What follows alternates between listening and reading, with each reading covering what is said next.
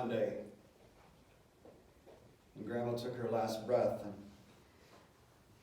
she stepped into glory. I can only imagine the look on Alfred's face, my grandpa. That's right. My brother Sean, all those that have passed in the recent years. This is going to be a time of sharing. I'm going to ask a couple of people to come up and share what's on your heart. If you would like to share, just let me know. We've got a couple of people going to share.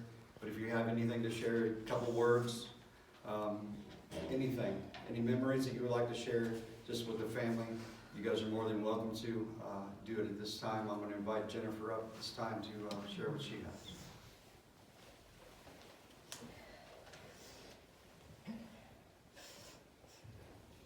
I would first like to start off by reading a poem. God looked around his garden and found an empty space.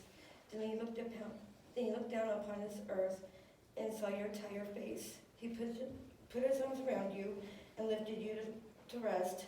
God's garden must be beautiful. He only takes the best. To me, that's the truth, because my grandma was the best grandma I could ever ask for. She was kind, caring, and compassionate woman with a heart of gold. She was always there when I needed her the most. She always took me in when I had nowhere else to go.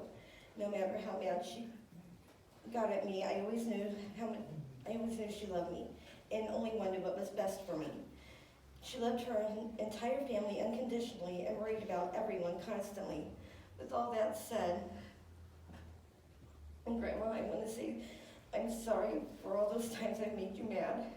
I also want to say thank you for always wanting what was best for me, and thank you for always being there for me and never giving up on me. And mostly, I want to thank you for being my grandma and showing me nothing but love.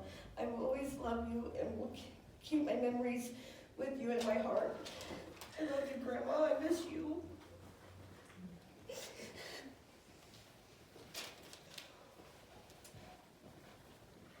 very touching. Thank you, Jennifer. Is there anybody else who would like to say anything? I don't have a whole lot of memories of my grandmother. I am honored to be up here doing this, but unlike Jennifer and those people that lived here, Janine, I didn't live close, so we didn't come up here a whole lot. But what I did know of my grandmother was she was very loving and compassionate and a sweet lady.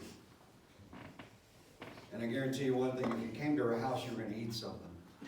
She was always in that kitchen. She was always cooking something. And I remember her favorite thing to cook when I was growing up was them chicken and dumplings. That lady would be in there rolling that dough out.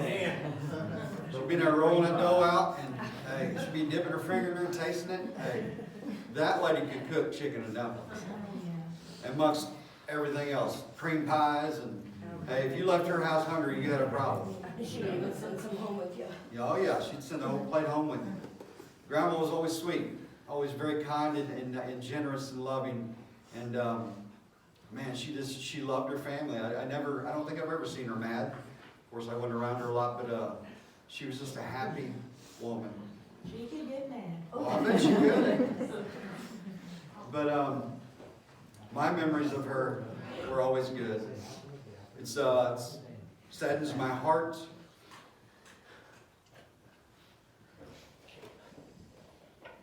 That my dad couldn't be here.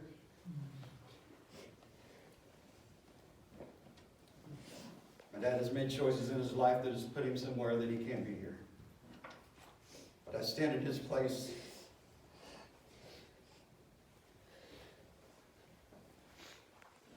Not knowing how he must feel right now, not being able to be here to say his goodbyes to his mother, because I can only imagine if it was my mother.